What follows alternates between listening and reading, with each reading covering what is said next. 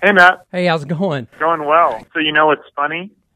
You have the exact same name as the guy who created the prosthetic penises in our movie. Yeah, I've kind of followed his career. He's like this Oscar award-winning makeup guy. That's funny. Yeah. So he's the penis dude. He's the penis dude, and you should get this. I think it's in this week's issue of Newsweek. There's a whole profile on him. Oh yeah, I'm gonna have to pick that up. Yeah, because it's funny. And what's really weird is we both have the exact same middle name as well. So it's not just first and last. We have the first, middle, and last name exactly the same.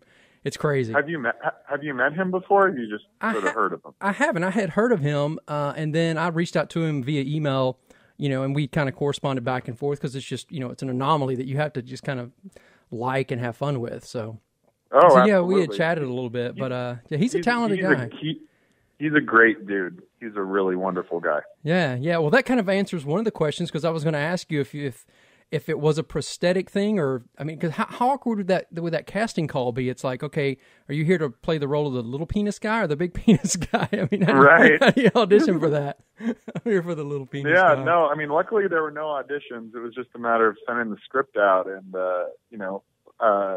Adam was the first of the two guys to come on board, and he was game. He was ready to be the small penis guy.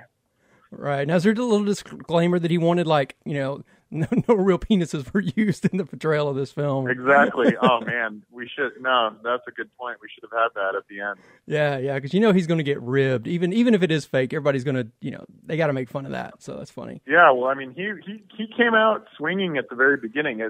From our very first screening of the movie, our very first Q&A, I think it might have been the first question after the movie. He made it very apparent that those were prosthetics, and I don't blame him. Right. But at the same time, it's funny that because the whole theme of the film is dealing with that insecurity or that whatever we place upon that, that size matters when most of the time most women will say it doesn't, but as guys we gravitate toward that, and then that's the theme of the film. But still, you feel afterwards like, I have to say, by the way, that it's like he's even struggling with his on-screen character a little. Yeah, no, for sure, and I wanted that element of the movie to really feel truthful and real. I think it's inherently funny, obviously. And there is, a universal element to that I felt like people would be able to connect with. But at the same time, I wanted it to take it seriously and honestly, I wanted the theme of the film to be self-acceptance for sure. And, through that self-acceptance at the end of the day, being able to maybe accept your partner a little more, so I wanted that to sort of exist on a subconscious level amidst all the dick gags and butthole paintings in the movie. Right. Now, and to the theme of this film could have been done, if it would have been done 10 years ago with the exact same script, it would have been pulled off, but we would have just not had the graphics full frontal nudity. This is, lately we're seeing more and more of that. Acceptable or not? Were there thoughts in your mind that if we go this far visually, regardless of the dialogue's fine, but visually, are we alienating an audience that isn't quite ready for this yet? Was there ever that concern? There wasn't, and I feel bad. Obviously I don't want to alienate. I don't want, I feel like ultimately the movie has a very inclusive feeling to it. I feel like it's a movie that if you meet this movie halfway, you're going to have a good time. I feel like the movie's entertaining, it's fun, it's very goofy, and I feel like the characters go through all of them separately kind of go through an arc that feels real and like something that would happen in this type of situation.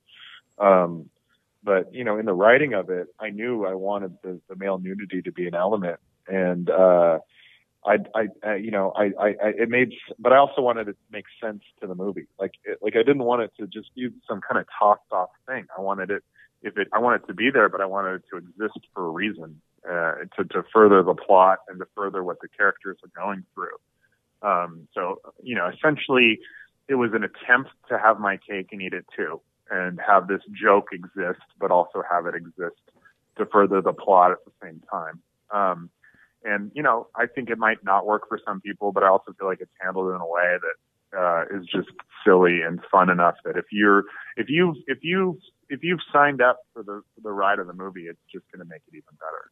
Right, and I was going to say the argument is there that it's not gratuitous. It's not just these guys walking around just for the sake of walking around without pants on. It is gravitating toward the script and toward the theme and the silliness of it. So it's almost like they become a character in the film. If you can put it that way. Absolutely. They were kind of treated like both of them were kind of treated like separate characters on the set too. It's audiences, because I too feel like, because you're watching this movie and it's funny and these people are settling into this new neighborhood and we've all been there with kids. You know, it's like, oh, we got to have some adult interaction, and you're really getting into the roles of this film and all this, and then you get to that section where, you know, it's all out there. I almost feel like when people go see Hair the musical for the first time and there's that intermission where everybody comes out and they're like, oh, okay, this is all right. This is taking a little swing. So audiences, you find audiences in different, and not to pick on my home state here, but do audiences in like Texas and the South do they take the screenings a little bit different than they would like in the Northeast? No, I mean, if anything, when we played it in Austin, when we played the film at South by Southwest in Austin, that was probably one of the most lively, raucous screenings that we'd have. People were just loving it and really excited by it. And I think, you know, there's these crazy elements in the movie, but I think at the end of the day, people, you know, want to come to the movie theater to escape and have fun. And, I was really pleased with the reaction. There's enough out there in the world about the movie at this point that people kind of have an idea of what they're getting themselves into. The cat's a little out of the bag, or the penis is out of the bag in this case. So, you know, if you know what you're getting, if you have an idea of what you're going into with this movie, I think there's still a chance that you'll be surprised and, have a good experience. It's a fun, we were not expecting this movie to be as fun to watch in a movie theater as it is. But it's turned into this kind of real crowd pleaser that, just listening to audience reaction is half the fun.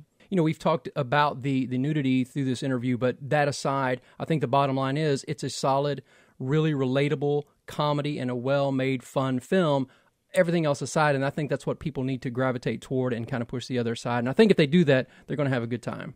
I agree. Thanks so much. I really appreciate that. You bet. We'll talk to you soon. Okay. Bye-bye. Bye-bye.